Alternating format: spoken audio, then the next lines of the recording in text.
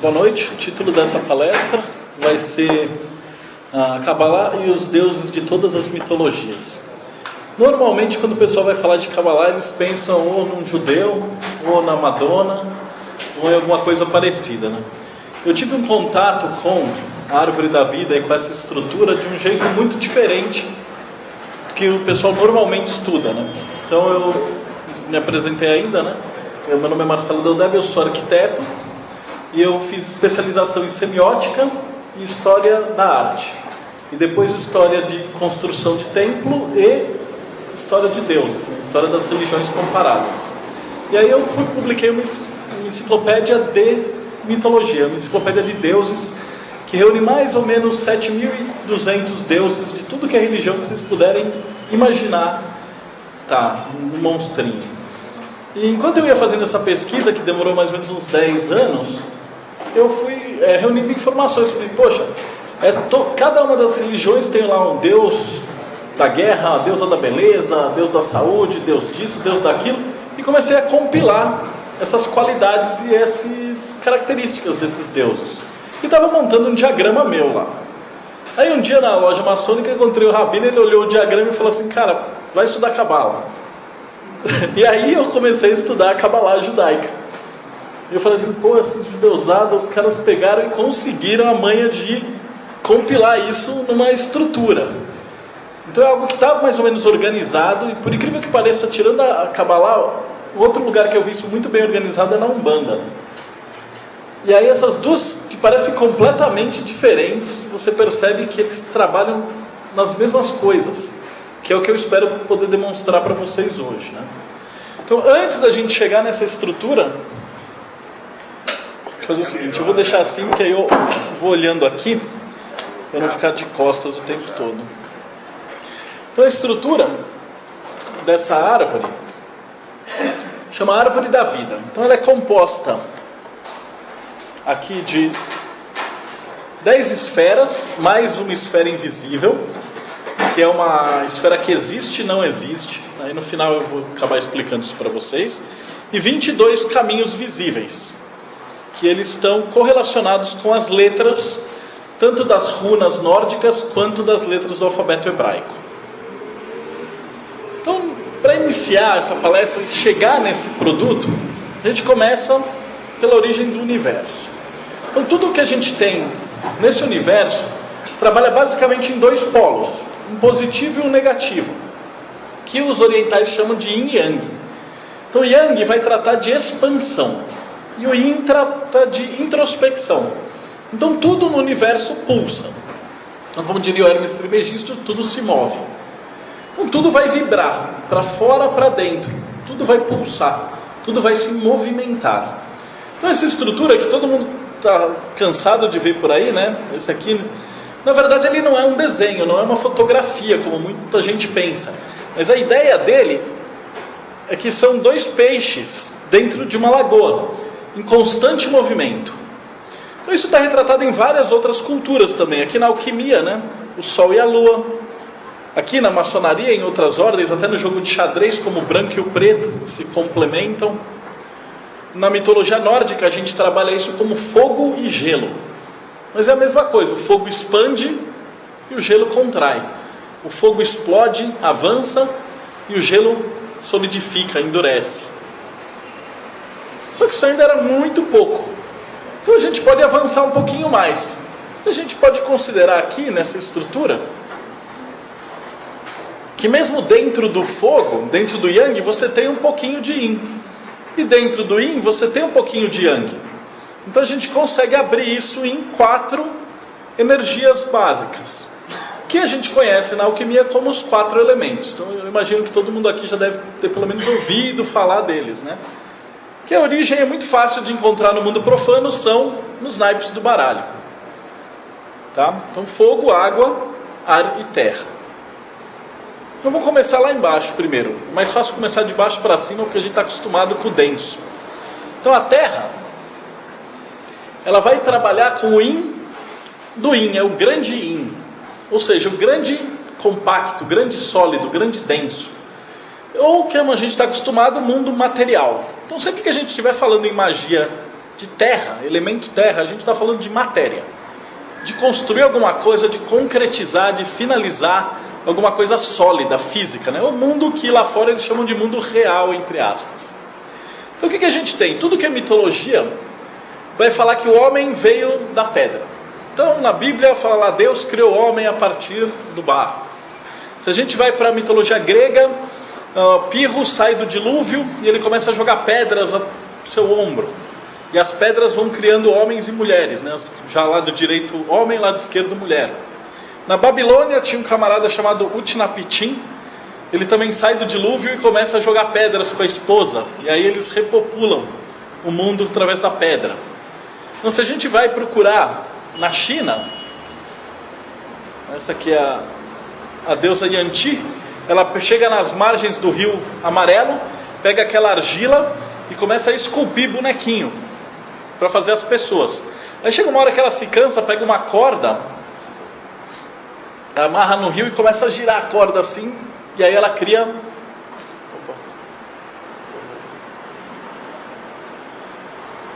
Ela cria o resto da população.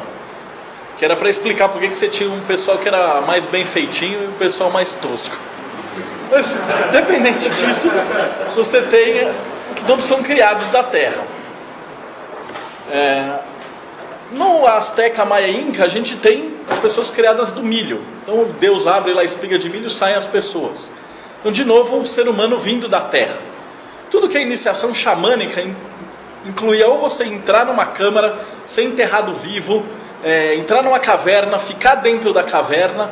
E aí o que acontecia? O xamã tomava lá umas ervas mágicas, entrava na caverna, entrava em estado alterado de consciência, comunhava com o cosmos, e aí no dia seguinte iam retirar ele da caverna. Então era como se ele fosse renascido. Então ele era Dionísio, então, nascido 2 vezes. Então é retirado de lá já como um novo homem. Isso a gente vê em muita ordem secreta, discreta, iniciática. Das primeiras coisas que você faz é ser enfiado numa câmara fechada, né? Às vezes chama câmara de reflexões, às vezes você é vendado, às vezes te colocam num barril, te enterram vivo, te colocam numa caverna, mas sempre existe esse elemento terra, que é o que? É o útero da mãe Gaia. Então o útero da terra, por quê?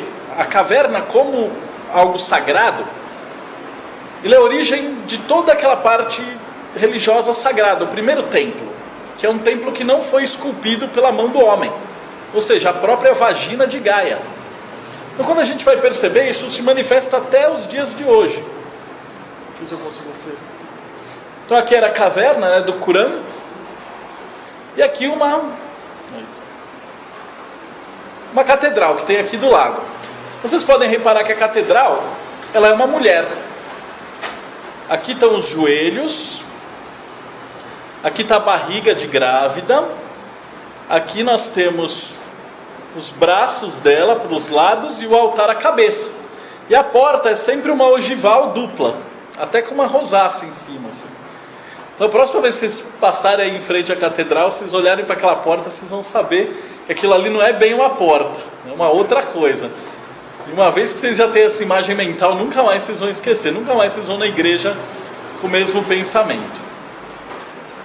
Então aqui muitos outros significados, né? O pirro, ele em cima a moeda como significado de troca, de comércio, de concretização.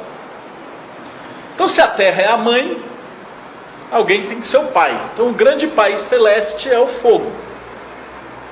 Então aqui a gente tem também quase toda a representação de divindade como sendo chamas, o fogo, né? Então Abraão, Moisés, eles vão estar sempre conversando com a salsa ardente. Você vai ter o Prometeus, ele rouba o fogo dos céus para trazer para a terra, né? O fogo dos deuses para trazer para o humano, e é castigado por isso. A gente tem o Aladim, que também uma lâmpada traz o gênio da lâmpada para conceber os desejos. A gente tem a ideia da coroa, que nada mais é do que uma chama congelada. Se você parar para pensar, o que é uma coroa? É como se fosse uma fogueirinha que eles cristalizaram na forma de ouro. Por que ouro? Porque era o que tinha de mais valioso. Por que o que tinha de mais valioso? Se a gente olhar uma coroa, ela é igual um cocar. Só que os índios não davam a mínima para ouro. Então eles faziam de pena, que para eles as penas coloridas eram o que tinha de mais belo, mais sutil, mais brilhante. E aí dizem que essa ideia vem de uns camaradas chamados médiums, que acreditam nos negócios chamados espírito, e eles conseguem ver uma outra coisa chamada chakra. E aí tem essa ideia de que quando a pessoa está em conexão com o divino, existe um chakra chamado coronário, por coincidência é o mesmo nome, que ele emite luz e algumas pessoas conseguem enxergar essas auras nas pessoas. Por isso que a gente tem a imagem de santo como tendo aquela auréola, os santos católicos, a angiografia. E aí a gente vai ter turbantes, chapéus, coroas. Todos os lugares do planeta você vai ter imitações desses halos. Só, tem que ter alguma coisa, é muita coincidência para você achar que é alguma coisa aleatória, né? E a explicação de todas as culturas é sempre a mesma. O camarada é divino, tem contato com o divino. Você começa a perceber que talvez tenha alguma coisa invisível que está acontecendo, ou tem uma quantidade muito grande de maluco o tempo todo que consegue enxergar esses negócios. Daí você fica com a pulga atrás da orelha e começa a pesquisar que talvez tenha algo invisível por trás do que a gente conhece como símbolo, né? E finalmente a lâmpada, que é aquela ideia, né? Quando você tem uma ideia genial, o que acontece? Você traz algo do incognoscível para o concreto. Você trouxe algo que ninguém nunca tinha pensado antes. Aí num desenho animado surge aquela lâmpada. Então a primeira ideia, eu fui pesquisar isso daí, a primeira vez que isso aparece é nos desenhos do Walt Disney. Que aí ele deu uma declaração falando que era para ser o fogo de Prometeus. O problema é que ele ficou meio preocupado se as crianças iam pôr fogo na cabeça, né? Daí eles acharam melhor fazer uma lâmpada, né? E aparecer um pouco mais seguro. Mas você tem a mesma ideia de que você vai até o reino da luz, do divino, da iluminação, e traz alguma coisa para a terra. E aí o rei serve justamente do quê? Como símbolo, né? Como aquele cara que você olha e se inspira. E aí a gente vai ter o grande pai e a grande mãe, o grande yang e o grande yin. Eles sempre se juntam naquela velha história da fogueira dentro da caverna. Isso é mantido até hoje. Então a gente vai numa igreja, vocês podem perguntar para o padre lá, eles vão ter uma vela ou uma luz que nunca pode ficar apagada dentro. A gente vai numa loja maçônica, na Rosa Cruz, você vai ter ali um livro sagrado, um livro da lei, alguma coisa que vai simbolizar esse contato com o divino. Então a gente mantém essa estrutura de um lugar fechado, sem janela, na caverna, na qual você tem uma fonte de iluminação interna, que é a comunhão cósmica Pai Céu, Mãe Terra. E no meio? Você em cima é alma, embaixo é corpo, está faltando a mente, para completar ali, né? Corpo, mente e alma. E a nossa mente vai estar dividida em duas partes: o racional e o emocional. A parte da mente voltada para a terra, para o material, é chamado de ar, ou razão. Então, por que razão? Porque nós trabalhamos com os símbolos como um descritivo do mundo concreto. Quase todos os grimórios, a palavra magia, ela está sempre implicada em alguém que é capaz de trazer a realidade e descrevê-la em símbolos. Então a gente vai ter o Odin se enfiando na árvore, prendendo em Yggdrasil, recolhendo as folhas da árvore, depois ele descobre as runas. Na Cabala judaica, as próprias letras e as combinações são o alfabeto com o qual Deus escreve o universo. A gente tem a história do Taliesin, que vai procurando todas as letras, ele se torna o maior poeta, se torna Merlin. Então muitas histórias na qual os buscadores vão atrás dos códigos e dos símbolos, e ao dominá-los eles se tornam divindades. Então essa ascensão para os céus. Então daqui uma espada, né? Então o Rei Arthur, que é um conto altamente iniciático, ele trabalha assim. Como é que começa o Rei Arthur? Antes de ser rei, primeira coisa que ele faz, para provar que ele tem o direito à coroa, ele arranca a espada da pedra. Então simbolicamente isso quer dizer o quê? Que ele está tirando a pedra bruta, né, o tosco, o mundo concreto, e ele está tirando para começar a ser sábio, para usar a razão, usar o pensamento. E aí na história original do Arthur, logo em seguida ele quebra a Excalibur, porque ele começa a matar todos os inimigos dele, e ele mata um oponente num combate injusto. E aí ele quebra a espada, o que nos leva para a próxima etapa iniciática, que é a água. Então, quem conserta Excalibur para ele é a Dama do Lago. E ela entrega de novo a espada para ele e ele aprende a lição. Então daí que ela passa a ser chamada Excaliburne, ou forjada duas vezes. De novo a gente remete para o iniciado que é nascido duas vezes. Então aí a gente tem um paralelo bem interessante. Que não adianta só ter a razão, mas você precisa utilizá-la em prol do amor, ou não vai funcionar. Então aqui a gente está trabalhando no elemento ar com códigos, símbolos, fontes, música, partitura, logos, marcas, tudo que traz a realidade para um simbólico trabalha nesse nível de interpretação. E Pitágoras, né, ele codificava a música e trabalhava com a geometria, um dos grandes símbolos aí do elemento ar. E a contrapartida do ar é o elemento água, que ele vai trabalhar justamente com o coração. Então a água está muito associada aos sentimentos. Por que sentimento? Porque é algo que não tem forma, e para você levar de uma pessoa para outra, você vai precisar de uma taça, de um invólucro. Então a taça é o seu coração, ou a taça são as palavras com a qual você descreve uma emoção para levar de um lado para o outro. Por exemplo, se eu quiser dar água para qualquer um de vocês, eu não posso simplesmente pegar essa água, pôr na mão e falar, ó, toma. Eu vou precisar colocar num copo, e aí eu levo o copo para a pessoa. É a mesma coisa, se eu falar para vocês assim, olha, o quanto que eu amo a minha filha. Tipo, quem não é pai, não vai saber. Quem é pai, sabe. Quem não é, pode imaginar, como seria, mas nunca vai saber de verdade. Porque o nível energético da emoção, ele está acima do nível da razão. Por isso que a gente tem a letra da música e em cima a melodia. Então mesmo que você não entenda uma palavra do que está sendo escrito, uma melodia, uma música, pode mexer com você. Você sai triste, sai feliz, mesmo sem entender uma palavra do que está sendo cantado. Porque a música trabalha em dois níveis. Então aqui a gente vai ter, o primeiro exemplo de água na mitologia era a cornucópia. A cornucópia deixa eu ver se eu pego aqui. Esse chifre, que segundo a lenda era o chifre da cabra que alimentava Zeus. E aí ele, criança, se escondendo de Saturno, quebrou o chifre da cabra, matou a cabra. Aí eles ficaram com dó, transformaram a cabra numa constelação, e do chifre passou a brotar ambrosia, mel, frutas, todo tipo de comida que alimentava os deuses no Olimpo depois. Então o chifre, para a gente entender simbolicamente o que acontece, ele é de um lado um falo, do outro uma vagina. Então ele é o princípio masculino e feminino unidos, da qual você cria qualquer coisa. E essa criação é suficiente para alimentar o pensamento divino. E todo homem que comesse dessas comidas se tornava Deus. Por isso que todo mundo tentava subir no Olimpo, para comer do manjar dos deuses e se tornar um Deus. Então é essa busca, a princípio, pela cornucópia.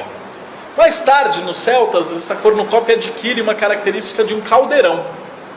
Então ele passa a ser um caldeirão mágico, de Dágda, na qual você tinha uma sopa que qualquer guerreiro, ou qualquer exército, não importa o quanto você brigasse à noite, se todo mundo tomasse desse caldo, você curava todas as feridas e estava inteirinho, e era um exército indestrutível. Tanto que o caldeirão do Asterix vem dessa lenda. E aí esse caldeirão ele era tão poderoso que ele é tirado da humanidade.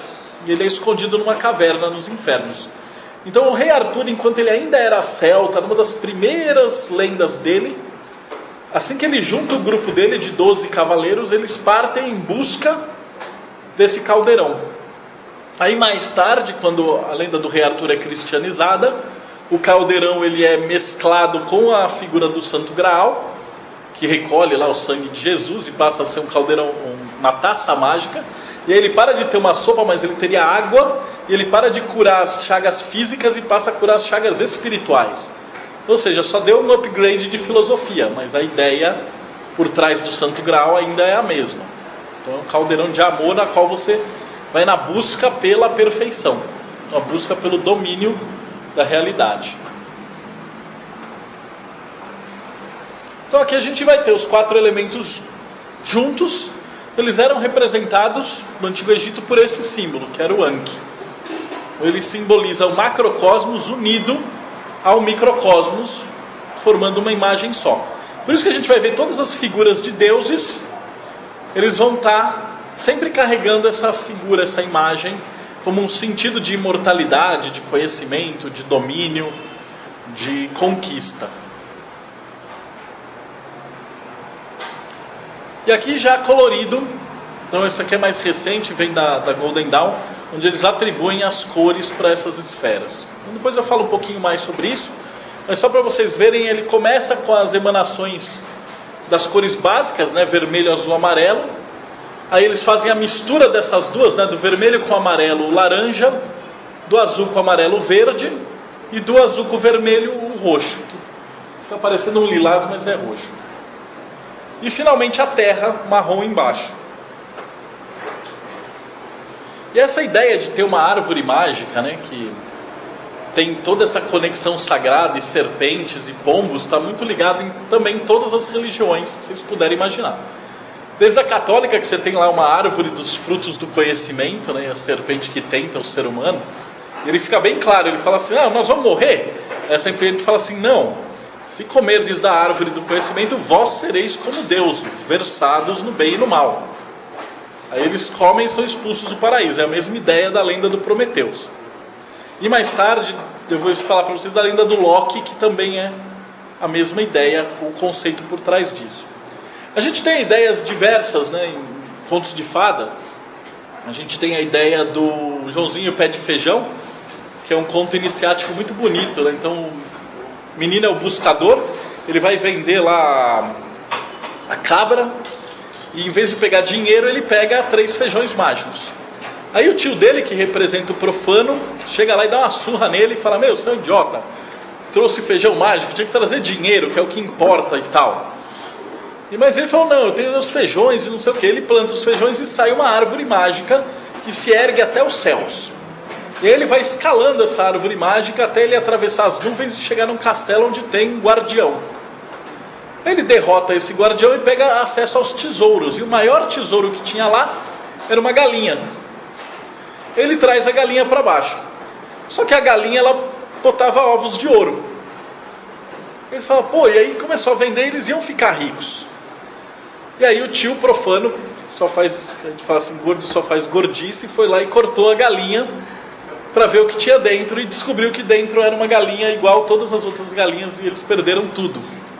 E essa era a moral da história. Hoje em dia, os outros contos de fadas foram todos refeitos, não tem um final feliz e tal, mas nos originais os contos de fada geralmente não tinham muito final feliz.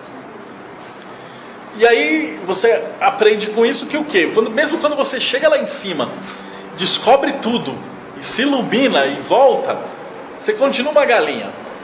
Você não vai melhorar em nada, assim. Dizem, né, que Buda morreu de diarreia. Então se o Buda, que era Buda, morreu do sangue, imagina nós.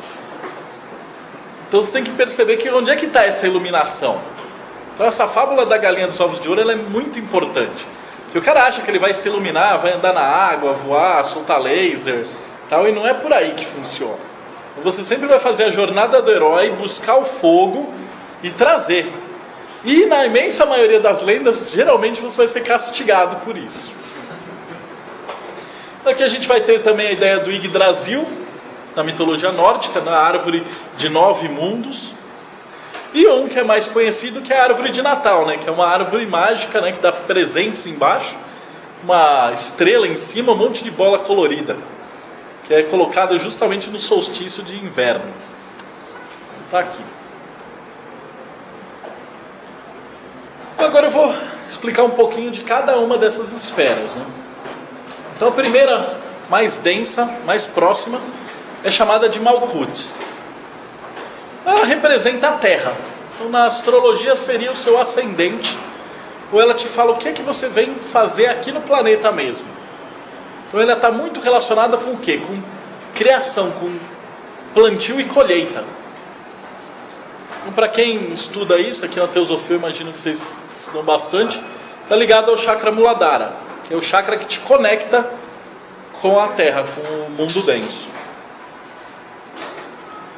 E aqui são alguns deuses que estão relacionados com essa energia. Os mais antigos, né, Inanna, Taweret, eram sempre deusas, ainda enquanto a gente tinha sociedades matriarcais, era sempre realizado com o milagre feminino de dar à luz, que o homem não conseguia ficar grávido, gerar uma outra vida, né? Então, as mais antigas a gente vai ver, por exemplo, a Pachamama, a própria Gaia, a Shilana-Gig. Hoje, se a gente pegar uma Shilana-Gig, os evangélicos põem fogo na gente. Imagina que indecente uma mulher abrindo assim para nascer, né? Mas era a representação do mais sagrado de tudo. Lembra do que eu falei da igreja? Do que estava representado. Essa imagem ela era esculpida na parte externa dos templos, para lembrar de que, na verdade, não é o homem que veio da costela da mulher, não é a mulher que veio da costela do homem, mas é o homem que veio do útero da mulher. Isso aí foi meio esquecido, cortado pela igreja. Depois disso, foi sendo transformado e relacionado com as deusas da agricultura. Então a gente tem essa relação entre a mulher ficando grávida e dando à luz e aquela ideia do parto. Isso vai estar complementado pela lua, que é a nossa próxima esfera, que é a gravidez. Aqui é quando você está na entrada do templo, então, ou de saída ou de entrada. Então na saída aqui que a gente vai ter aqui, Ceres Deméter, que a palavra cerimônia vem de Ceres. Está intimamente relacionado com colheita, plantio e colheita. Então toda aquela cerimonial tal é a conexão do homem com a terra. Então tudo nasce, cresce, morre e depois nasce de novo e cresce, morre, um ciclo natural. Então ali a Flora, deusa das flores, Perséfone, também ela é raptada por Hades, levada para o subterrâneo. Então ela fica 6 meses no inferno, 6 meses fora, que é o inverno e verão. A gente tem Nertus, Freia, Ninsum, que também são deusas relacionadas com a parte da natureza. Então elas também têm um lado sombrio e um lado de verão. E vai representar quando a natureza está quietinha ou quando a gente está colhendo as coisas. Na Umbanda ele é o Molu ou Chapanã. Então, o Molu é o senhor do cemitério, né, da morte. A história dele é que ele era todo coberto de palhas, filho de Ansan, e ninguém queria falar com ele porque todo mundo achava que ele era doente, então ele é o médico dos pobres. E aí um belo dia a Ansan dá uma ventania e joga as palhas para tudo que é lado, e aí dentro dele tem um cara brilhante, perfeito, formoso. Ou seja, é a ascensão. Então mesmo o cara que às vezes parece bem feinho e tal, por dentro pode ser uma pessoa fantástica. A ideia de Oxumaré também passa metade do ano como homem, metade do ano como mulher, está associado com arco-íris. E aqui a gente vai ter várias ideias do arco-íris como porta para o reino dos deuses. Tanto que a gente tem o ouro no fim do arco-íris, protegido pelos leprechauns. A gente tem a ponte do arco-íris que leva até Asgard, que é protegido por Heimdall, que é um deus saturniano, e assim por diante. Então sempre aquela entrada do templo. Em ordens iniciáticas a gente sempre vai ter um guarda externo, alguém que vai proteger o templo da entrada dos profanos. E aqui também os goblins, as criaturas que vivem em caverna, né, os forjadores, as princesas do tarô, a própria pedra bruta ou a bigorna, e finalmente o Matrix, uma referência mais mundana. Em seguida a gente entra no templo, então saiu da parte da terra. A gente começa a trabalhar a primeira das esferas femininas, que vai falar da lua. Então a lua está intimamente ligada com a mulher. Com o segundo chakra, Swadhisthana, que está muito correlacionado com o útero, com dança do ventre, com as energias femininas, energia de criação, de criatividade. Então nada mais justo que todas as deusas relacionadas à lua tenham alguma coisa de mãe.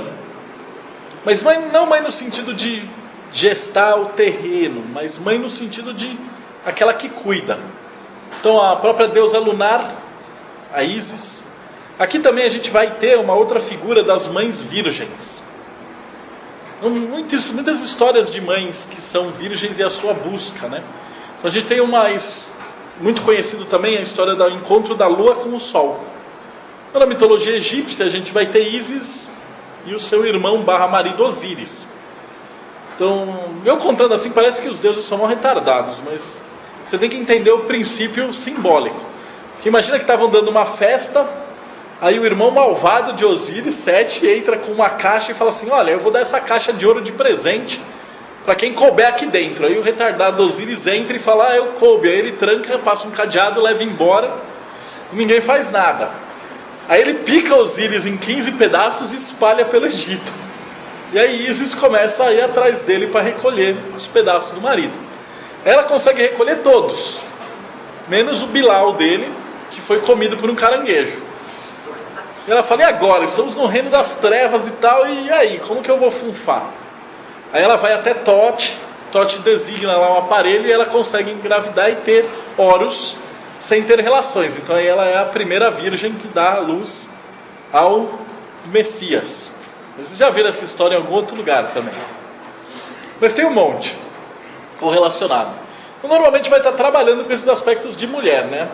Bastet também, deusa egípcia feminina, ela representa o poder guerreiro feminino.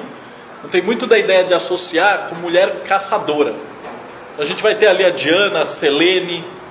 Elas têm essa ideia relacionada do arco por conta da lua.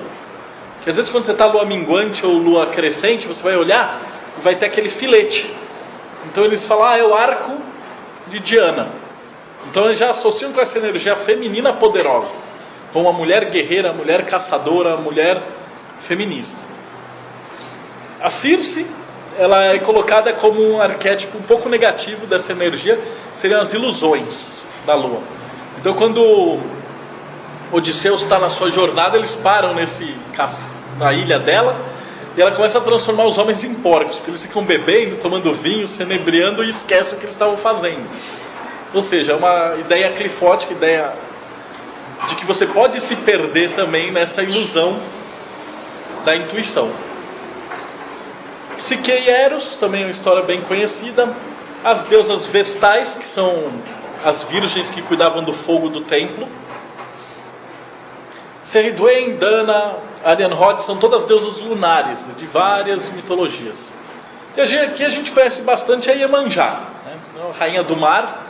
Então o mar é considerado esse grande útero, né? Então todo mundo fica no útero da mãe, no meio da água. Então você sai do dilúvio das águas primordiais da mãe até o nascimento, a saída do tempo. Então a Iemanjá é considerada a grande mãe de todo mundo. Então as praias, toda essa ideia da emoção que pode abarcar o planeta inteiro. A Guê é a correspondente do voodoo de Iemanjá. E na Igreja Católica a Virgem Maria. Você pode reparar que até o manto dela azul está bem correlacionado com a lua. Eu esqueci de colocar, mas quem lembrar do tarô, vai ver que a carta da sacerdotisa também está com o manto azul, que está muito correlacionado. Se alguém já foi para a Argentina, a Nossa Senhora de Luján, ela é praticamente o arcano da sacerdotisa, né? Inclusive pisando na serpente, com toda essa mitologia em cima. E as princesas, que são salvas pelos príncipes nos contos de fada. Então a gente reparar, o conto de fada também é muito iniciático. Então aqui a gente vai ter, né, Nimue, Andrômeda, como as princesas que são salvas pelo herói. Então como é que isso vai funcionar? Você imagina que sempre é uma princesa virgem, perfeita, pura, que a ideia iniciática é que ela seja não virgem, mas virgem no sentido de puro espiritualmente. Então é a nossa alma pura. Ela está sempre presa num castelo, que é o elemento terra, que é Malkuth. Então significa o dia a dia. Então são suas tarefas, suas coisas que você tem que realizar, e você não tem tempo para fazer nada espiritual. E aí a gente entra com o dragão, que é a representação dos 4 elementos. Então o dragão, ele voa, ele cospe fogo, ele nada e tem escamas, ele fica juntando tesouros que ele nunca compra nada. Então ele é a representação maléfica dos 4 elementos. E aí você reza lá, né, como pureza da alma, né, vai e frequenta uma sociedade teosófica, maçonaria, Rosa Cruz, tenta fazer budismo, alguma coisa, para tentar o quê? O contato com o seu anjo da guarda, sagrado anjo guardião, eu maior, Tiferet, que é o herói, né, o príncipe.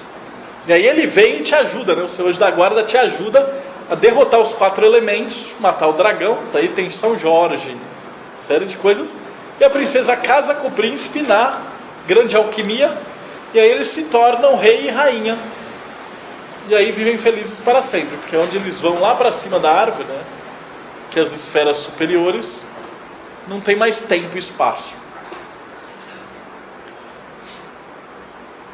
Aqui são outros deuses relacionados com isso, né? Então o Coyolxauhqui, que é o coiote, assim Barrananã, a Branca de Neve, mas aí a gente tem todas as princesas da Disney, e o Morpheus, que é o que traz o iniciado para dentro do templo.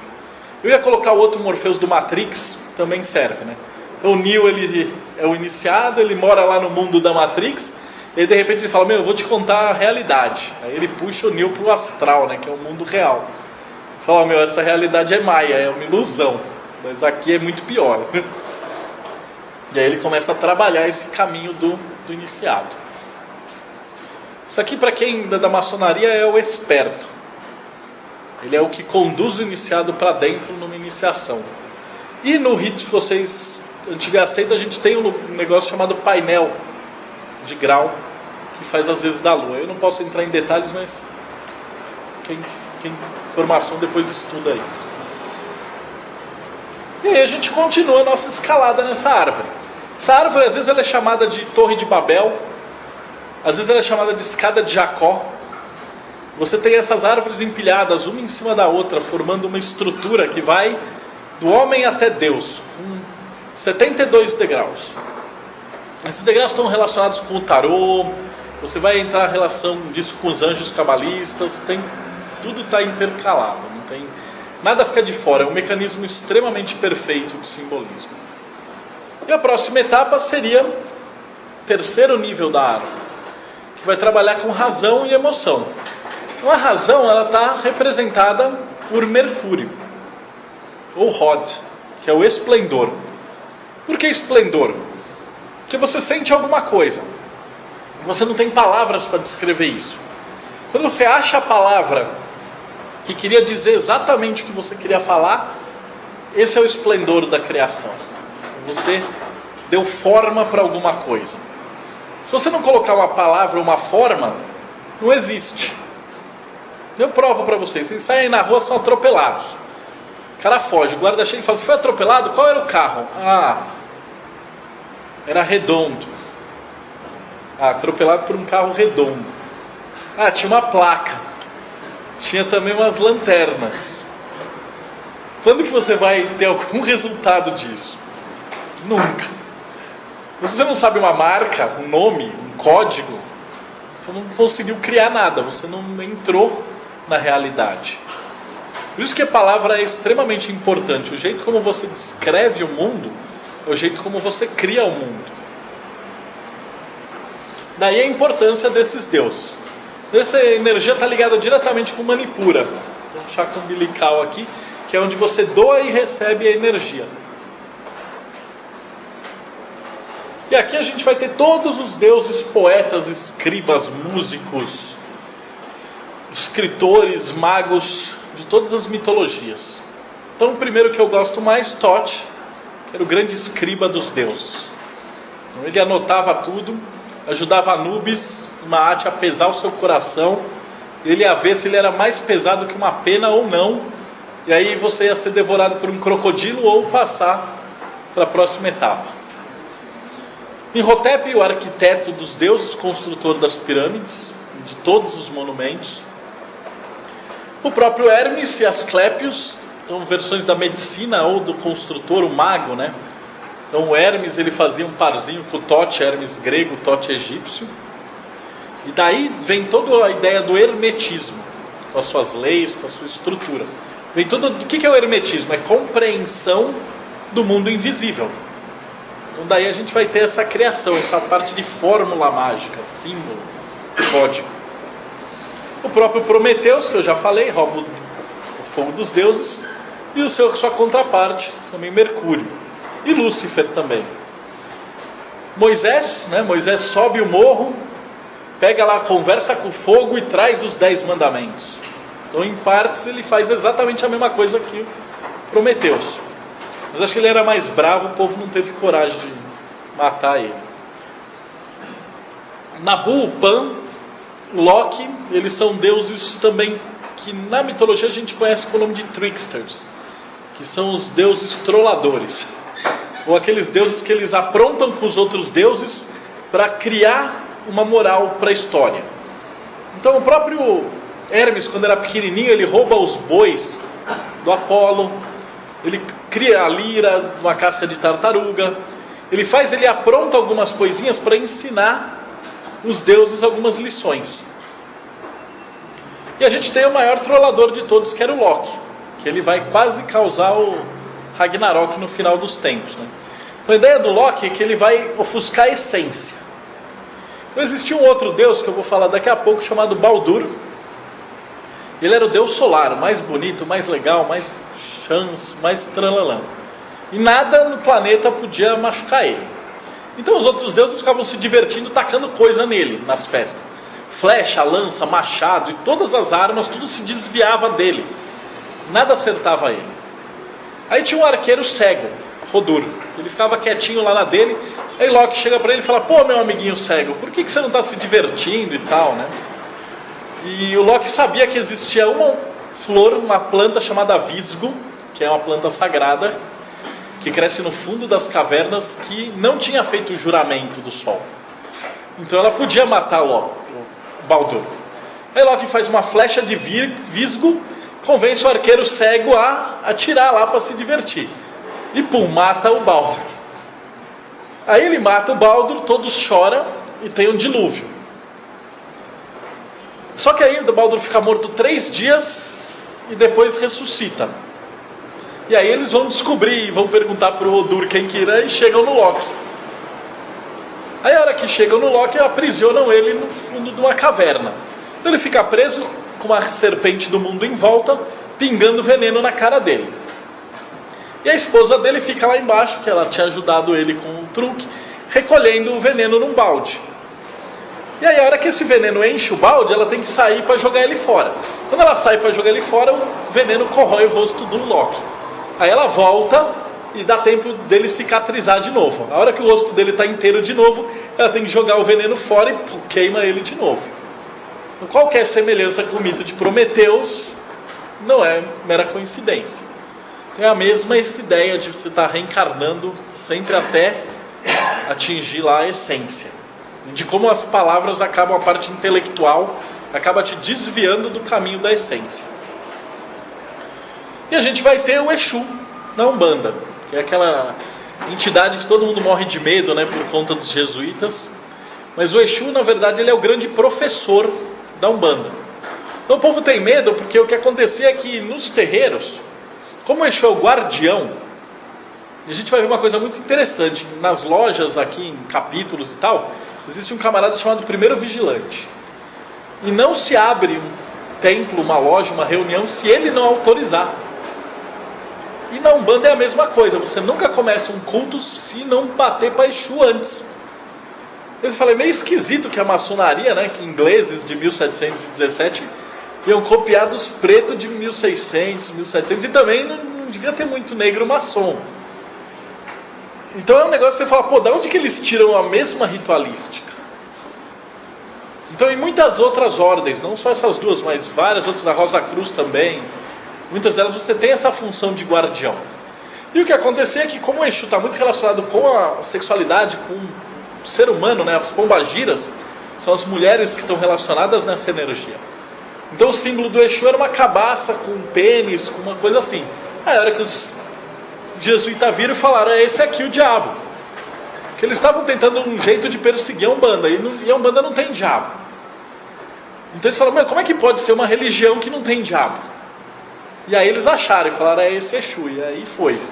Então, até hoje em dia você tem até centro kardecista que morre de medo de Exu, acha que é do mal, acha que não é evoluído. Então, tem uma ignorância assim, generalizada da parte dessa entidade. Mas ela trabalha justamente muito próximo do ser humano, muito, muito perto nessa parte de ensinar. Para o Milá, na Igreja Católica, a gente vai ter São Jerônimo e João Batista. São Jerônimo foi um dos que compilaram a Bíblia. Ele falou que ele era tão inteligente que ele conseguia ler sem mexer os lábios, naquela época. Hoje em dia não é tão inteligente assim, mas...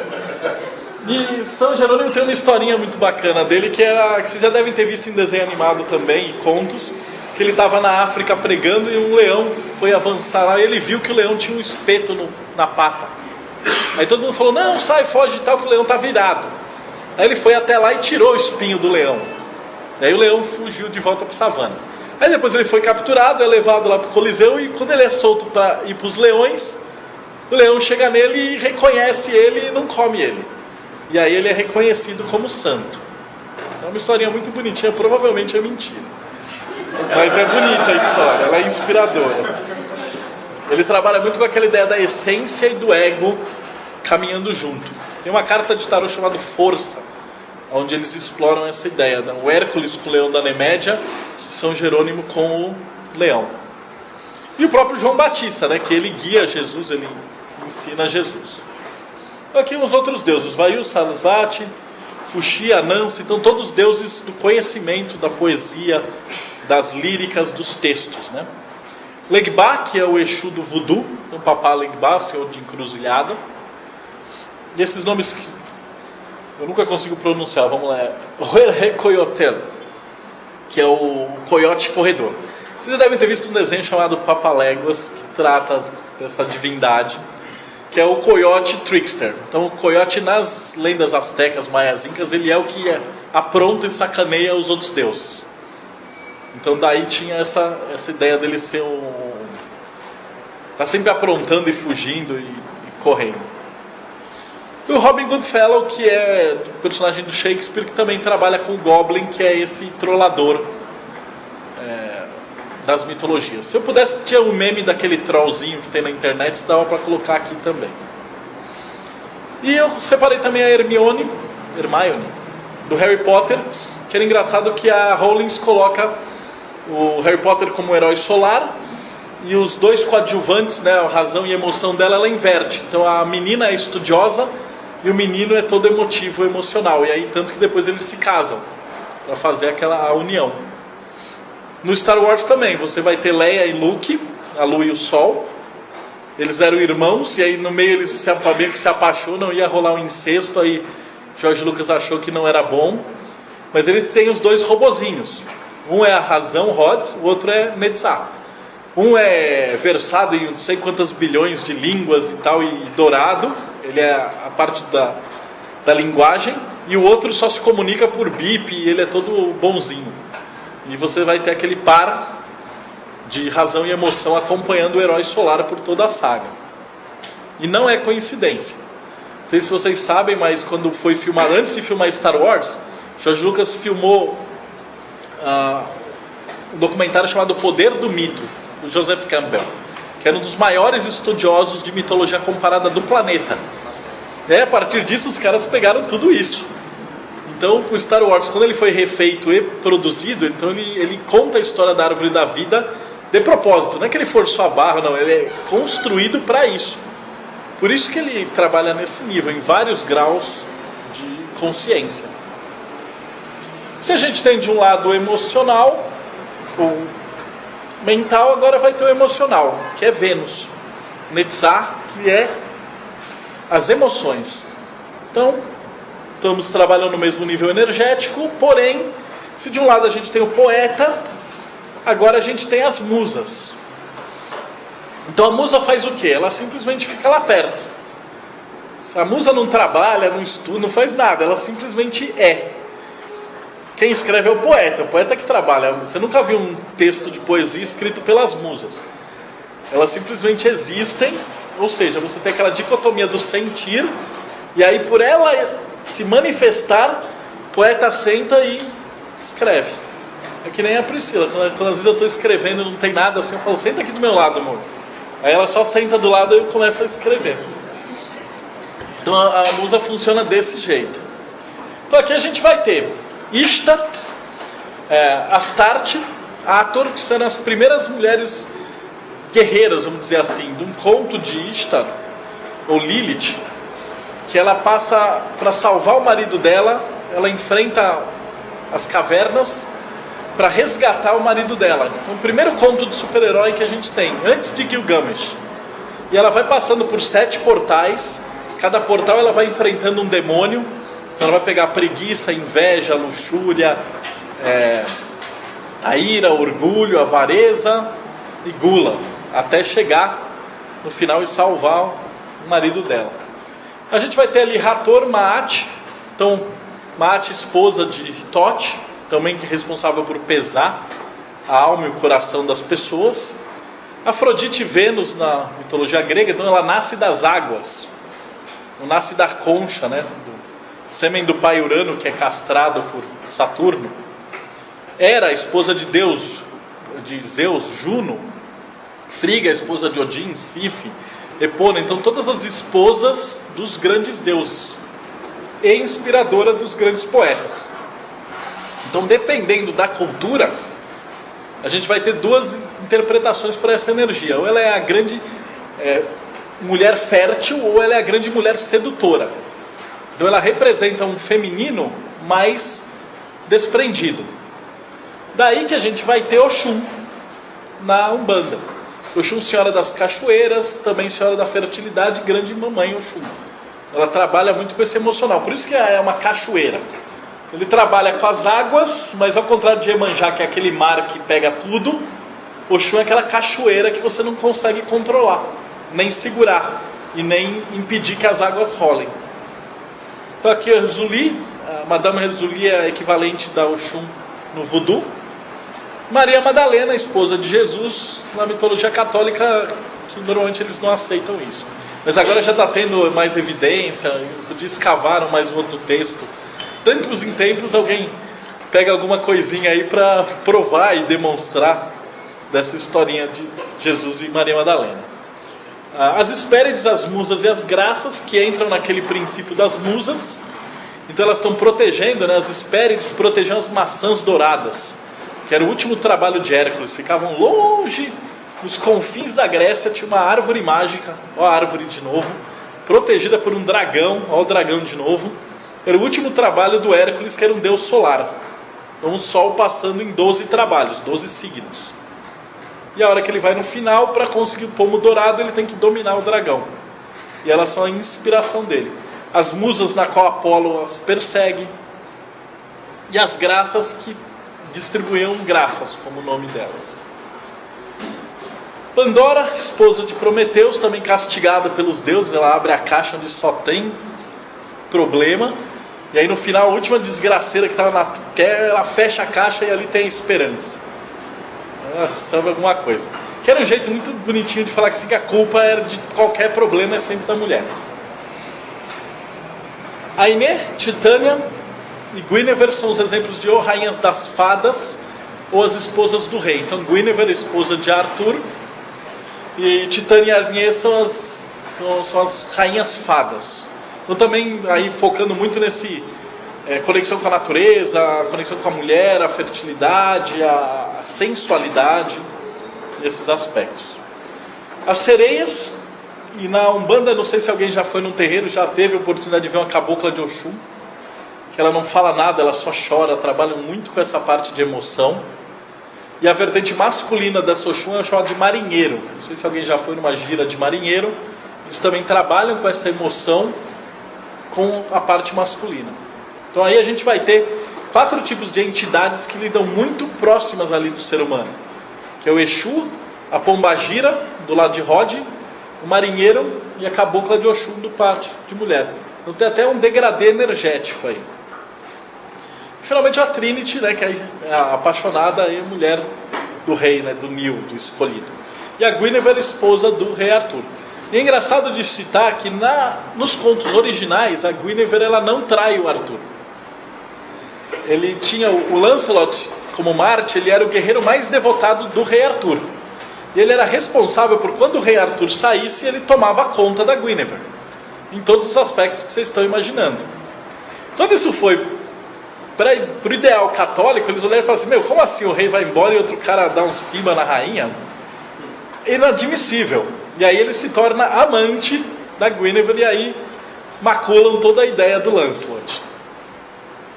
Mas nos originais ele era tão devotado ao rei que ele se cumpria lá o papel dele, né? O vilão dos primeiros contos do rei Arthur é Mordred, não é o Lancelot.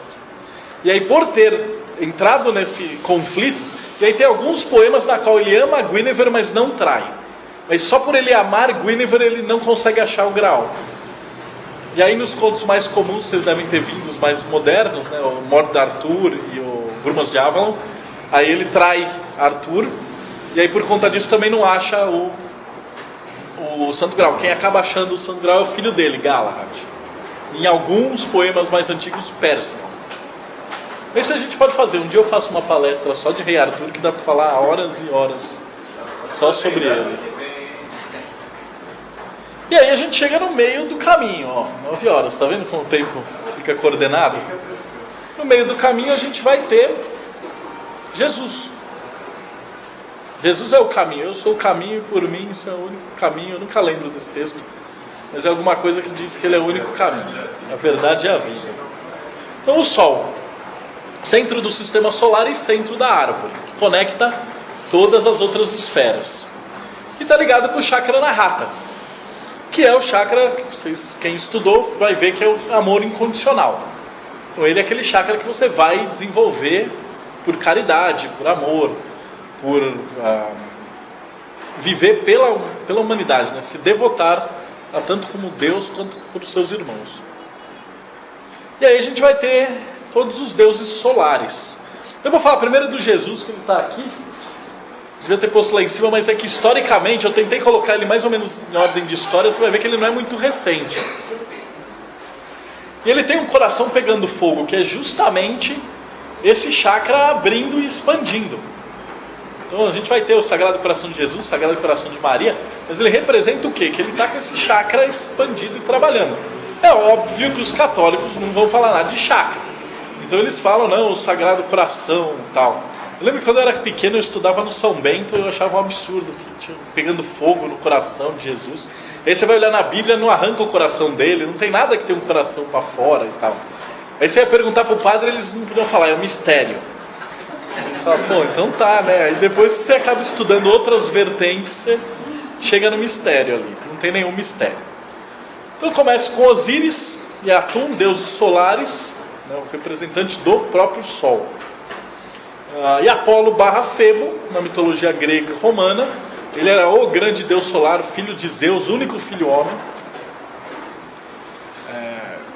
E ele estava destinado a reinar depois de Zeus, tanto que ele era o mais conhecido, tanto que depois os romanos eles pegaram Jesus como uma cópia de Apolo.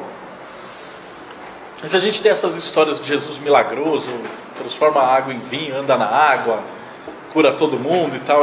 Ele foi moldado para ele ficar palatável para os romanos. Então ele pega muito das ideias do Mitra, que veio antes dele, que também tinha superpoderes e tal. Então antes de Constantino, Jesus era tipo um filósofo, estilo Buda. Aí depois de Constantino ele falou, não, agora tem que ter superpoder, ser filho de Deus. Então ele tem todas as características de um deus greco-romano. Heracles também é filho de Zeus como humana. Vocês vão reparar que muitos desses heróis são filhos de Zeus como humana, ou filhos de um deus com uma mulher mortal. Você não tem nenhuma mitologia onde você vai ter filho de um mortal com uma deusa celeste. É sempre um deus super-homem com uma mortal qualquer. Por quê? Porque a gente sempre tem aquela ideia de que a mãe é terra e o pai é o céu. Então o pai divino desce e fecunda a mãe na terra. A gente tem até isso em Jesus, né? Que tem lá o José e Maria. E é muito engraçado que a própria história do Hércules, ela é assim, ele tinha que ser um deus sobrenatural, um semideus. Então ele tinha que ser filho de Zeus com uma mortal. Mas aí já tinha um herói que cabia nesses contos que se chamava Alcebia. Só que os 12 trabalhos de Alcebiades ia ficar muito feio. Aí eles pensaram e falaram assim, não, então vamos fazer assim, agora ele é filho de Zeus, mas aí como é que vai fazer com a mãe dele? Ela é casada com o humano, ela traiu, não traiu? E aí eles fazem um truque que é o seguinte, Zeus assume a forma do marido da mãe do Hércules, aí ela transa com ele achando que está transando com o marido, e aí nasce o Hércules. Basicamente é mais ou menos o Espírito Santo, essas ideias. No Rei Arthur também tem umas tiradas assim.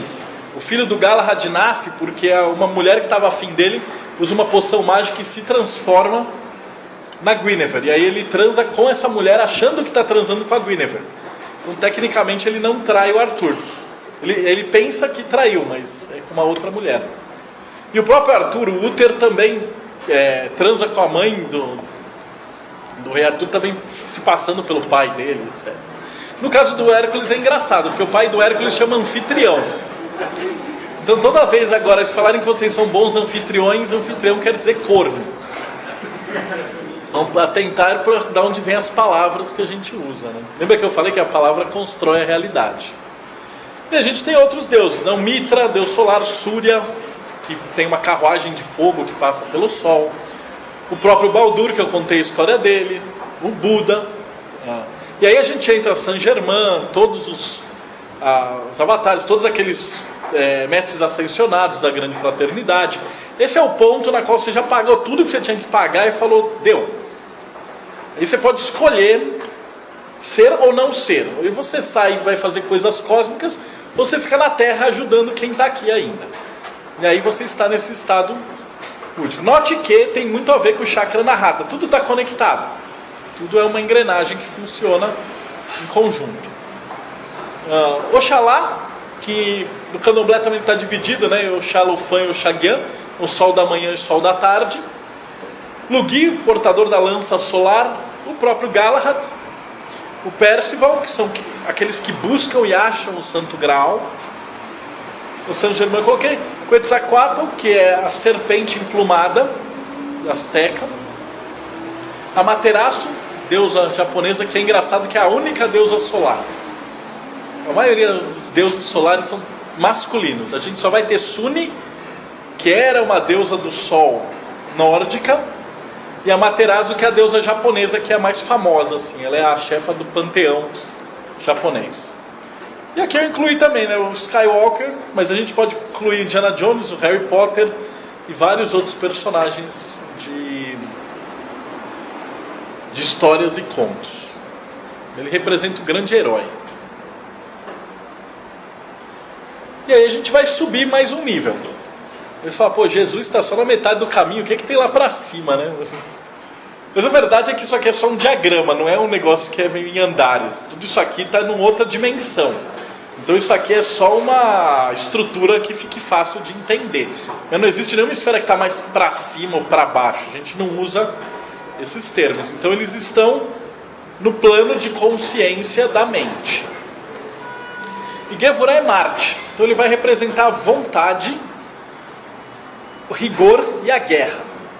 Quando ele está descontrolado, ele é a ira. Quando ele está controlado, ele é a diligência. É a vontade. É o que Crowley chama de telema. É você moldar alguma coisa e fazer. Então a gente tem o arcano do tarô, do carro. A gente tem a ideia da diligência. A gente pode conceber essa energia, por exemplo, como a diferença entre uma bomba e um foguete. A bomba é uma energia descontrolada que explode e destrói tudo. Se você conseguir dar foco para esse negócio, ele vira um foguete que ele vai até um objetivo. Então, simbolicamente, é essa energia de poder. Daí que a gente está muito relacionado com deuses da guerra. Então aqui a gente vai estar trabalhando num outro nível do chakra, né? Vishuddha. Eu até pulei, né? Na maçonaria, os dois de baixo são o primeiro e segundo vigilante. Então força de um lado e beleza do outro lado. E o Tiferet é o centro da loja. É onde a gente tem o livro da lei, onde a gente tem toda a fogueira sagrada da loja. E também o mestre de cerimônias que circula, fazendo a conexão entre todos os cargos. Nesse patamar, a gente vai ter o tesoureiro de um lado e o hospitaleiro do outro. Por quê? Porque a gente está trabalhando com energia. Então, onde está a energia de um lugar? Aqui, como é que vocês têm esse lugar? Tem um tesoureiro. O tesoureiro tem que ser enérgico, senão ninguém paga, né? Vocês são despejados, a árvore morre. Então você tem que ter a energia nesse cargo. Por quê? Porque a gente está falando de dinheiro. Por quê? Porque o mundo material vive de dinheiro. Então essa é a energia. E o hospitaleiro é quem faz todos os atos de caridade. É para onde essa energia é direcionada para fora. No chakra Vishuddha a gente tem a mesma coisa. É o chakra do mantra. É o chakra dos comandos. É o chakra onde você vai trabalhar essa imposição. Comando. E atrás dele o Bindu, que é um chakra de conexão astral. E aqui a gente tem deuses da guerra, de todas as mitologias. Então Horus, né, filho de Ísis e Osíris. Sekhmet é a versão feminina, que é um leão, a deusa do guerreiro. Eu acho que era a deusa da TPM. Eles retratavam na forma de um leão destruidor de homens. Mas deve ser alguma coisa nesse sentido. Fazia sacrifício com sangue e tal. Não tem escrito em nenhum livro, mas é uma dedução bem razoável. Ares, deus da guerra. Hefestos, Marte, Vulcano. Então a gente vê aí ou o deus da porrada, da guerra, ou os deuses forjadores. Então eles trabalhavam dentro de um vulcão, construindo as armas mágicas. Então eles trabalhavam com a forja do vulcão, que era o quê? Fogo dentro da terra. Só que o fogo dentro da terra, ele explode, vira lava, vira um negócio descontrolado. Diante da precisão e da vontade, eles conseguiam forjar uma espada mágica, que é o elemento ar. Olha que bacana, a gente volta de novo para sair daquele comum, pegar o espiritual, guiar isso e moldar na lógica e sair com uma arma mágica, que vai ser dada para o herói solar, para o rei, para os heróis dos mitos.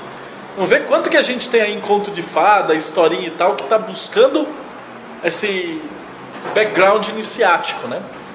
E é muito engraçado porque sempre nas histórias você vai ter a deusa do amor, ela é casada com esses ferreiros coxo.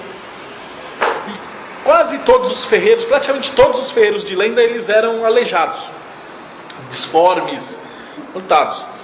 Eu li num livro uma vez que isso era uma prática comum, porque como forjar metal era a coisa mais valiosa que tinha, porque você tinha armas melhor que a do seu inimigo, os infelizes que tinham esse dom, os reis mandavam cortar as pernas para eles não fugirem para outros reinos.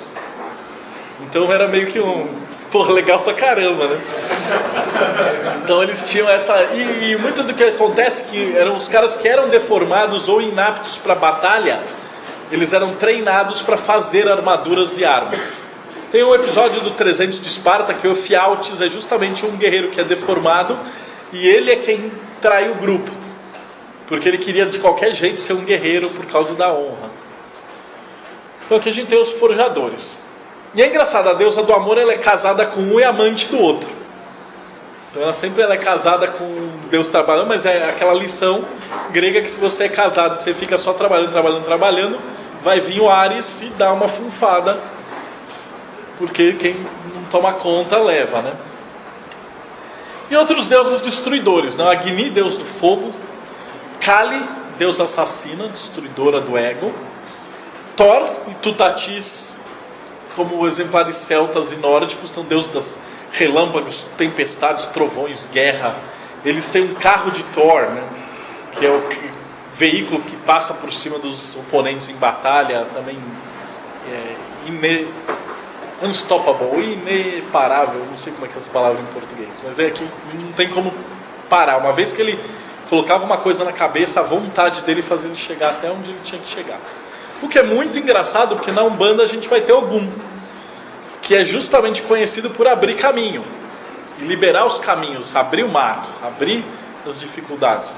É uma característica energética dessa esfera.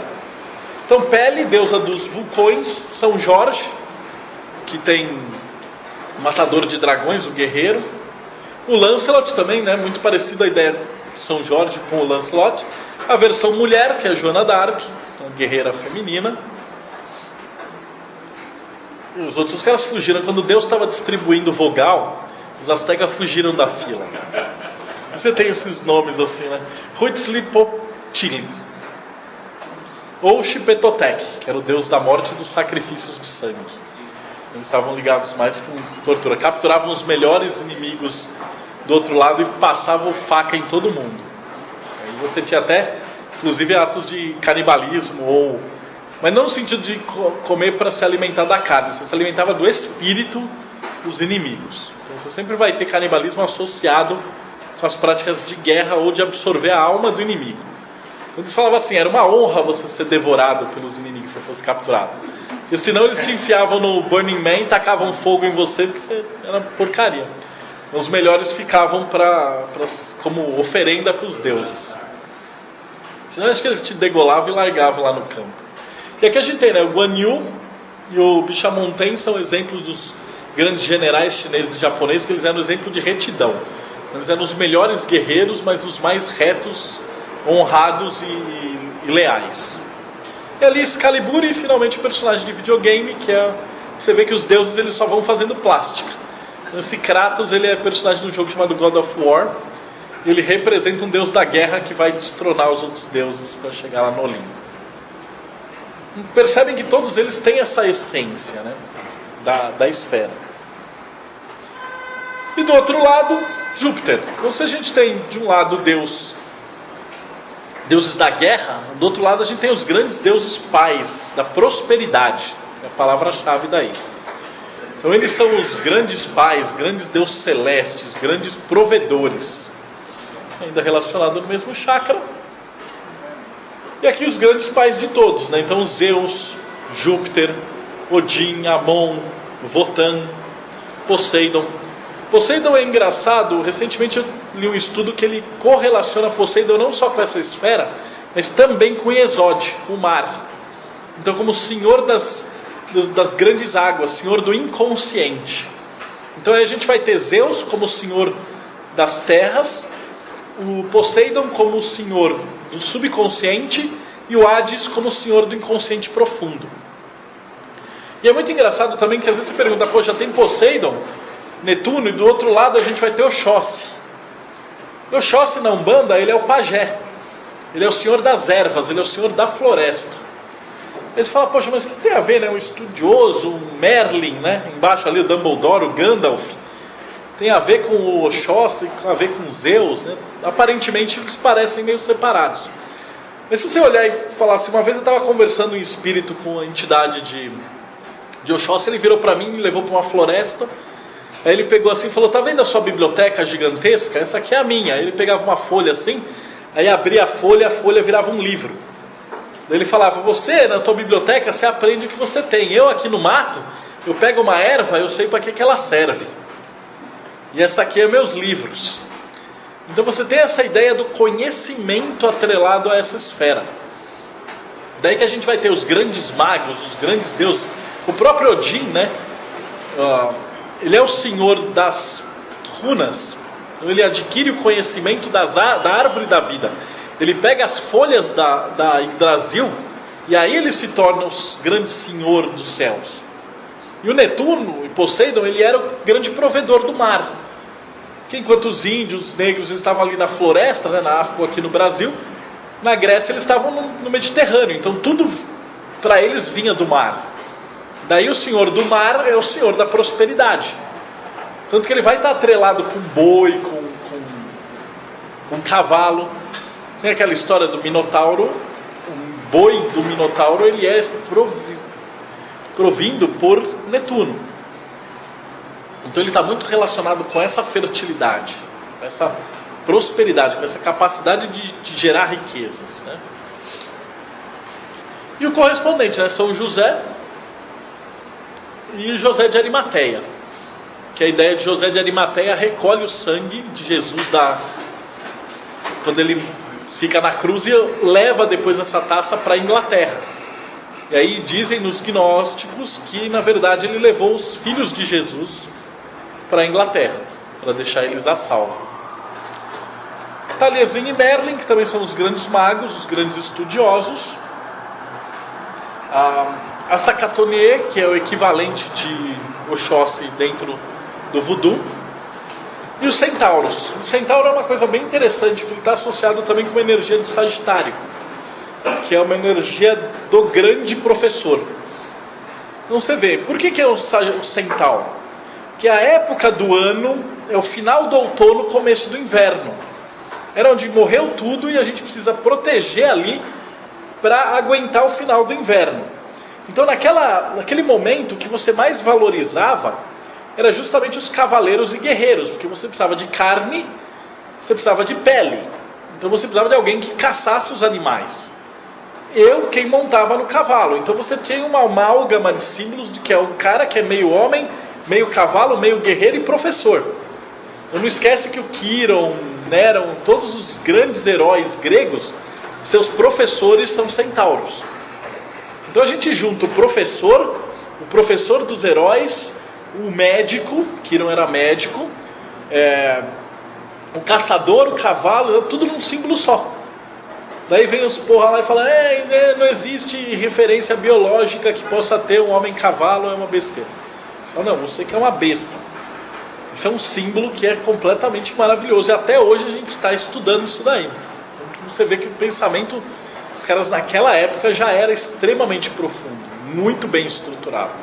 Eles detinham um conhecimento de filosofia e de imagem que hoje a gente está quase perdido. E aí a cornucópia e o grau que eu já falei anteriormente. E aí a gente vai cruzar para o fogo.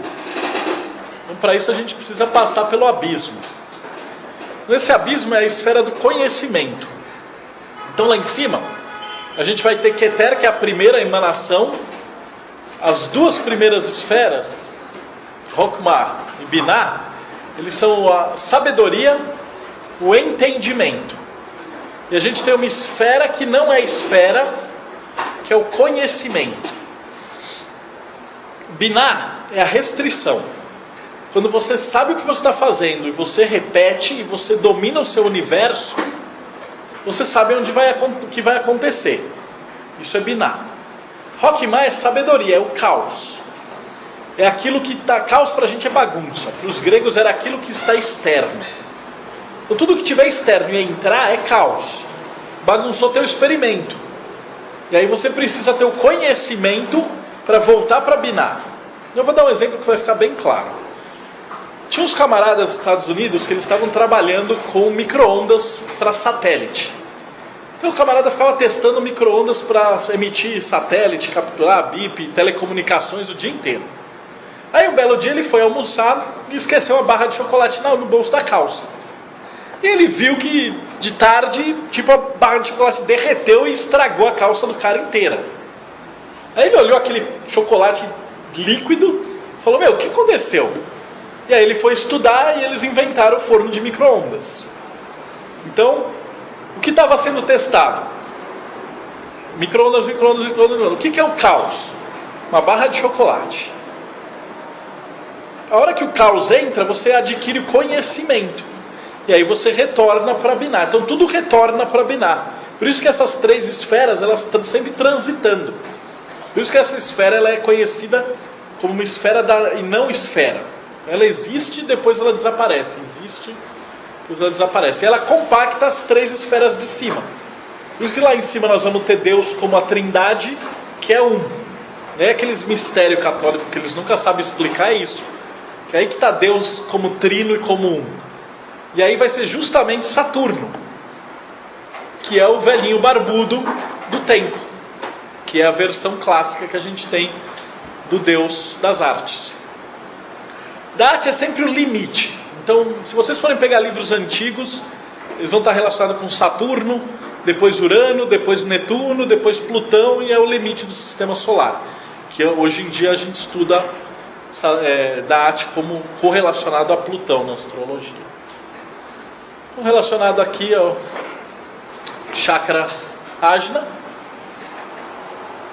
E ele vai representar o limite. Então, normalmente nas histórias ele é o vilão. Não que ele seja malvado, mas ele apenas existe para que pudesse existir o herói. Então, se não tiver o Coringa, você não tem o Batman. Você precisa de um dragão para ter um matador de dragões. Você necessita do obstáculo para você ter o herói. Então, ele vai ser o Saturno, o devorador dos deuses, até que Júpiter o destrona. Tiamat, que é o primeiro dragão. Sobek, o crocodilo, que devorava a sua alma. Então, desse crocodilo, ele era a vertente das ideias dos primeiros dragões. Tanto que você vê muito castelo na Europa e tal, que eles tinham cabeças de dragões, que depois você vai examinar, é um crocodilo do Nilo. Que aquela cabeça de crocodilo era vendida como se fossem cabeça de dragões para os europeus. Thanatos, deus da morte. Caronte, aquele que caminha e leva as pessoas no barqueiro.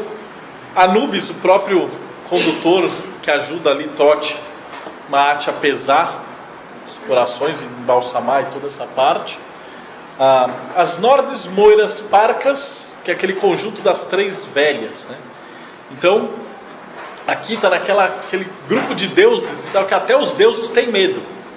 E eles controlam o destino. Então, eles sempre estão relacionados ali com fiar, depois tecer e depois cortar e acabou. Então eles vão estar ligados com a vida, com o destino, com a profundeza. Então é uma energia feminina, mas é uma energia de abismo, uma energia profunda. Daí que é relacionada a Nanã, a avó dos orixás, né? Barão Samedi, Barão das Encruzilhadas, a Santa Ana, que é a avó de Jesus. Então as igrejas e toda aquela energia da Santa Ana tem um direcionamento católico para essa energia ancestral feminina, né? A Baba Yaga russa, que é uma bruxa, fala que ela passa, onde ela passa, a criança chora, o marido briga com a mulher e o leite azeda. Ela voa num pilão que ela vai batendo assim e ela atravessa a Rússia só causando assim.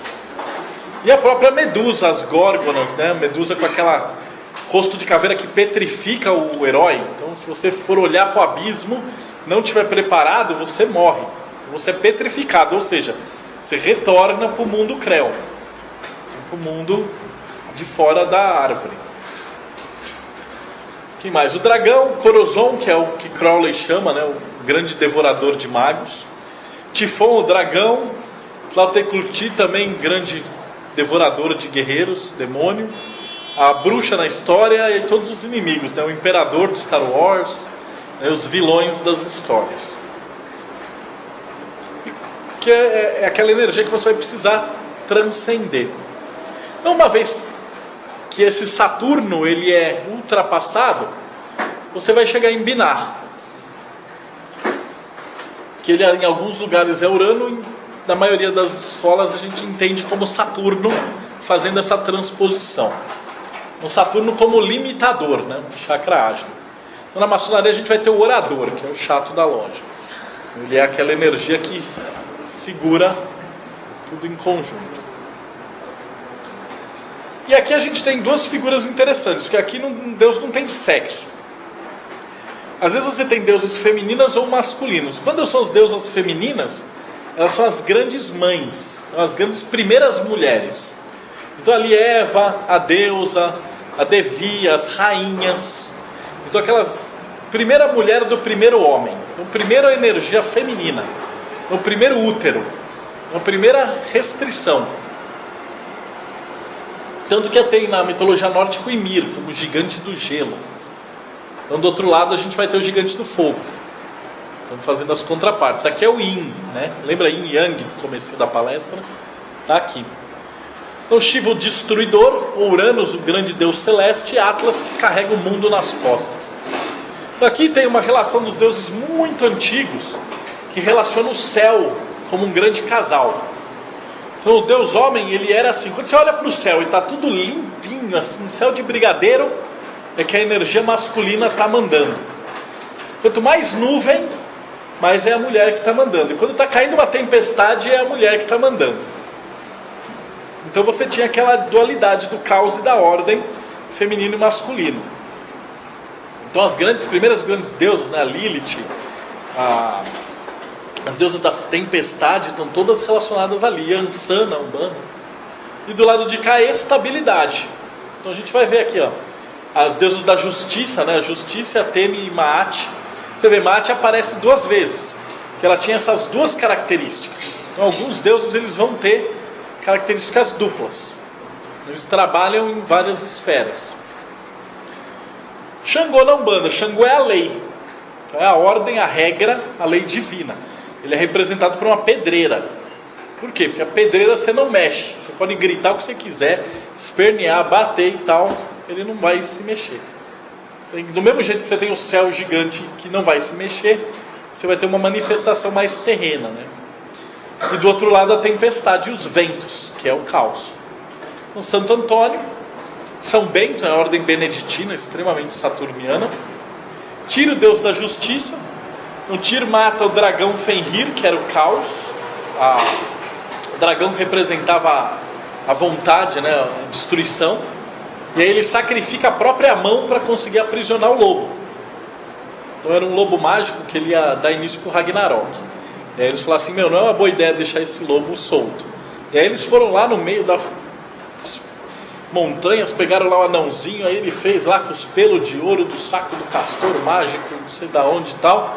Eles fizeram lá um super fio mágico. Aí eles foram lá para prender o lobo. Aí o lobo falou: meu, não vou pôr esse fio, vocês estão loucos. Eles falaram: não, meu, é só uma brincadeira, você vai arrebentar e tal, só para ver como você é forte, não sei o quê.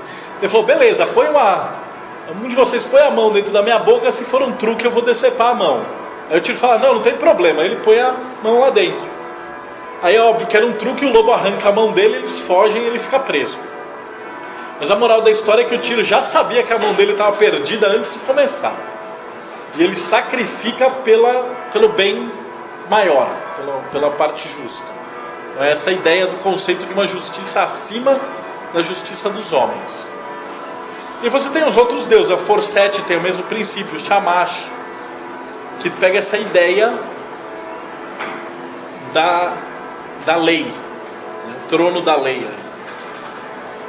E 3 mulheres são consideradas as grandes prostitutas, né? A prostituta da Babilônia, a Babalon, faz parte com Terion, e Prometeia do Alan Moore, que eles resgatam essa mulher um pouco em contrapartida com o leão, que vai ser o Terion, a gente vai ver daqui a pouquinho. Então ela restringe e domina, e do outro lado é um ego que expande e explode. Então essa dicotomia do Yin com o Yang. E no Matrix seria o arquiteto, em oposição ao oráculo, que é o caos. Ele tem tudo regrado, ela tem tudo caótico.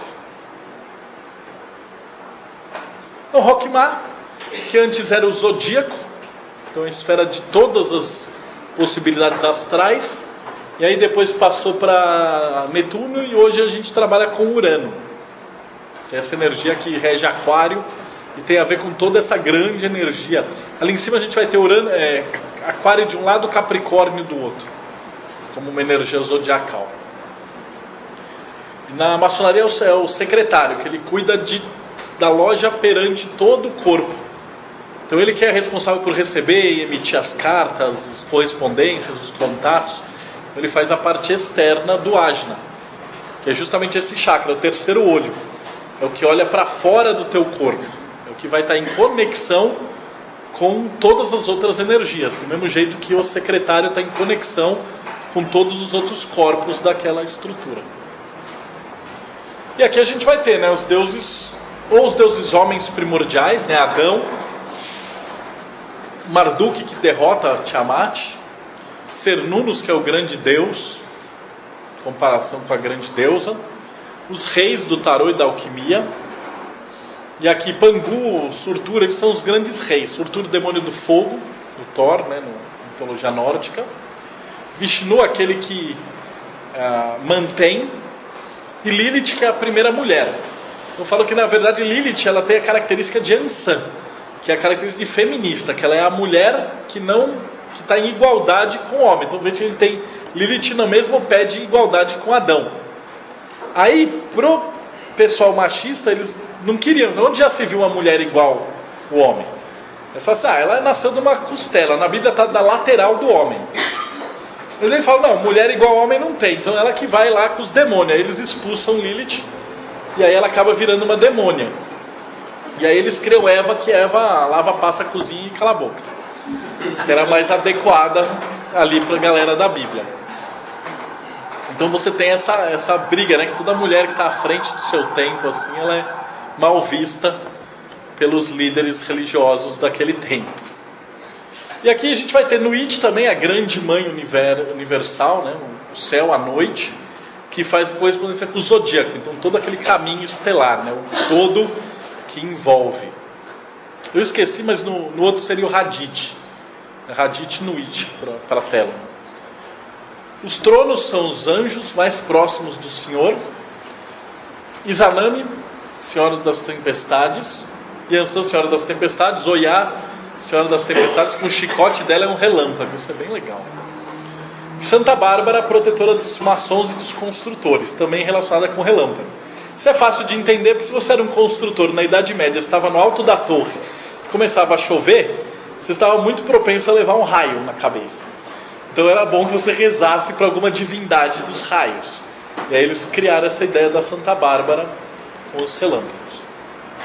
As Valquírias, Brunilde, as Amazonas, que eram as mulheres guerreiras responsáveis por pegar as almas caídas em combates. Aí hoje você vai na Umbanda, você fala que a Yansan é a senhora do Zegum, né? Ela pega os mortos para levar para o outro lado. É a mesma energia. Se alguém já conheceu um caboclo ou cabocla de Ansan, principalmente cabocla de Ansan, vai ver que é uma valquíria incorporada ali. E literalmente é. Já conversei com elas, eu falei, ó, vocês eram, né? Passei o nome para elas, ela falou, tá bom, a gente era. Naquele tempo eles eram vistas com esse nome. Aqui o caos, o Yang, o leão Terion, que eu te expliquei, e ali na tempestade dos X-Men, a Mulher Maravilha, representante das Amazonas, e a Oráculo. E aí finalmente, para terminar, Keter, que é Deus, que é a estrutura máxima daqui. Claro que uma árvore está sempre engatada na outra, então quando você chega no topo de uma, você entra no Malkuth da outra. E o Malkuth de uma entra no Keter da outra. Então é aquela ideia de você ter o louco do tarô, ele está saindo de uma caverna para pular um abismo. A ideia, o Crowley coloca uma borboleta, que ela está num casulo, que é a Malkuth, e ela sai toda colorida para voar numa outra realidade. Então você sempre está saindo de uma realidade para uma outra realidade maior. E hoje é Plutão, mas já foi o cosmos. Ele é reconhecido como os limites. Esse é desculpa, já foi Plutão, hoje é Netuno, e ele está relacionado com os limites. Chakra Sahasrara, que é o coronário, que é a tua conexão com o divino, e finalmente a noção que a gente tem do todo. Então aí vai ser Deus, Alá, o Enkiu, Ba, Ea, universo, o grande arquiteto do universo, o Brahma, os grandes criadores e todo aquele conceito do todo, né? E para a gente é o cérebro no corpo humano. A árvore ela passa de fractais em fractais. Então, de acordo com o que vocês estiverem pensando, ele pode ser, se for um ser humano, é o seu cérebro. Ele se junta num grupo, então ele vai ser o presidente. Na teosofia é presidente de mesa, né? Na maçonaria é venerável mestre. Na loja maçônica, mestre de loja. A Mork também. Então, todas as lojas você vai ter um presidente. Num país, né? Um presidente. Aí, quando você passa para o maior, você vai ter um coordenador. Daí a gente vai ter o próprio sistema solar. Depois uma galáxia e até o universo. E aí o que tem além, né? Sempre que você transcende alguma coisa, você cai numa árvore maior. E finalmente a Arca da Aliança, que vai ser o coração ali, o espírito de dentro do templo. A gente vai ter na Umbanda os Ibejes, e o Olorum como aquela criatura que está além da descrição, e as crianças como aquela energia mais pura e próxima de Deus. Tanto que na Kabbalah a gente vê que os querubins são os anjos mais poderosos.